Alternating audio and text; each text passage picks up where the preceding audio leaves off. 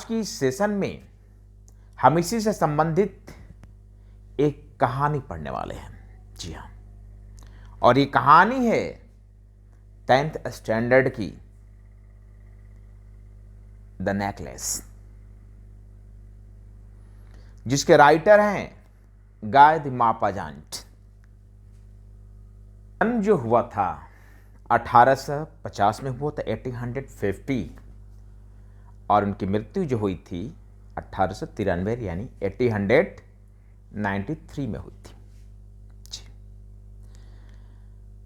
To prove it that excess of everything is bad, he has given the example of a girl named Matilda। और हाँ, मैं फिर से बता दूं, जिस चीज़ का हम लोग बात डिस्कस कर रहे हैं, इस कहानी का जो टाइटल है वो है द नेकलेस। जी, शुरू से लेकर अंत तक पूरी कहानी इस नेकलेस के इर्द गिर्द घूमती नजर आती है। कहानी की शुरुआत भी नेकलेस से होती है और अंत भी उसी से संबंधित होती है। The whole story is revolving around the necklace. That's why the author has given the title of this story is the necklace. उम्मीद करता हूं कि टाइटल से संबंधित जो आपकी समस्याएं होंगी, यानी कहानी की शीर्षक, वो आपको समझ में आई होंगी। क्यों नेकलेस ही दिया गया? आइए बात करते हैं कैरेक्टर की। To prove it that excess of everything is bad, the author has, that means the writer, has given the example of a girl named Matilda.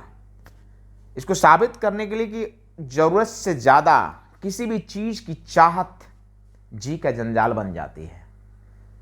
एक लड़की का एग्जाम्पल दिया है जिसका नाम मटिल्डा होता है, ठीक है। शी वॉज ब्यूटीफुल गर्ल, ऐसे तो ये थी बहुत खूबसूरत, but she always live the life of day dreaming. हमेशा वो ख्वाबों की दुनिया में खोई रहती थी, ठीक है। It was a dream that she will be married with A rich person. उसका हमेशा ये सपना होता था, हमेशा सोचती रहती थी कि उसकी शादी किसी अमीर राजघराने में होगी। इट वॉज हर विश, इसकी ख्वाहिश थी, to lead a luxurious life, एक ऐशो आराम की जिंदगी जीना हर कोई चाहता, वो भी चाहती थी। But unfortunately she was married with a middle class family boy named mister लॉयजल। दुर्भाग्य से उसकी शादी एक मध्यवर्गीय परिवार के लड़के से हो जाती है जिसका नाम लॉयजल होता है। देखिए, बड़ी with an envelope in his hand. एक दिन की बात है, ये बंदा दैट मीन लॉयजल एक हाथों में एक लिफाफा लिए हुए अपने घर वापस आता है ड्यूटी से, जैसे डेली आता था।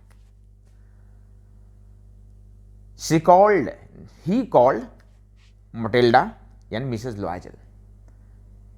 I have brought something for you. मैंने तेरे लिए कुछ लाया है। But when she came to know that it was an invitation card, she told, I'm not going to participate in this party. मैं इस पार्टी में पार्टिसिपेट होने नहीं जा रही।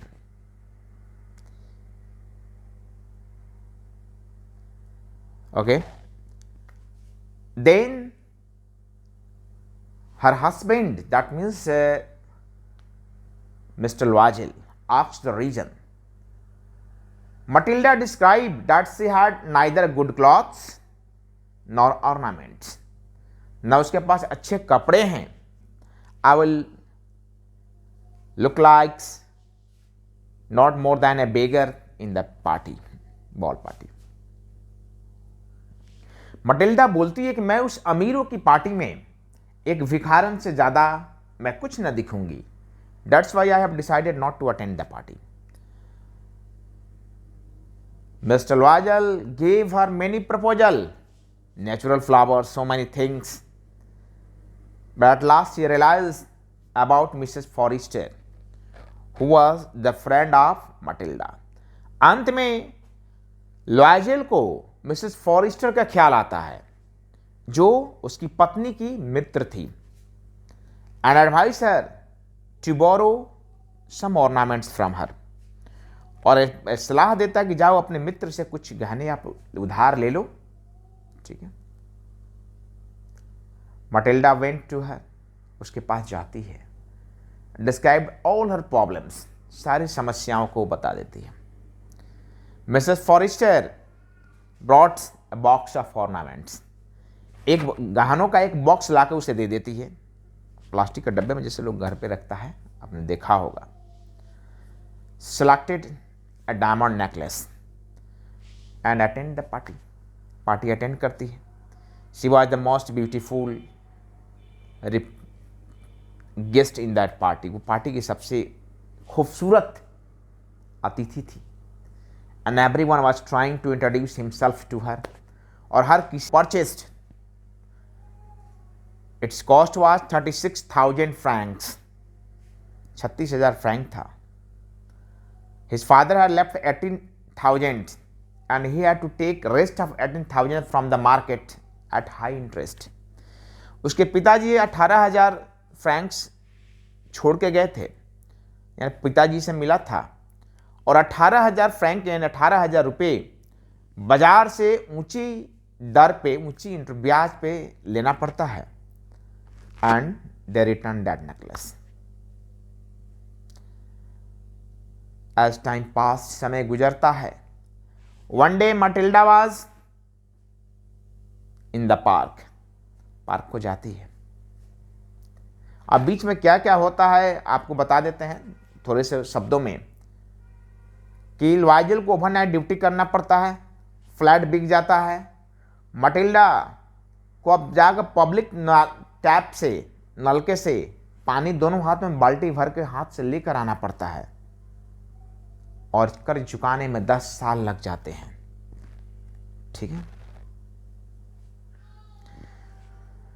Matilda was in the park. She saw a lady like her friend Mrs Forrester. उनके पास जाती है, इंट्रोड्यूस हरसेल्फ, अपने को बताती है, I am Matilda, are you Mrs Forrester. तो उसे विश्वास नहीं होता मिसेस फॉरेस्टर को.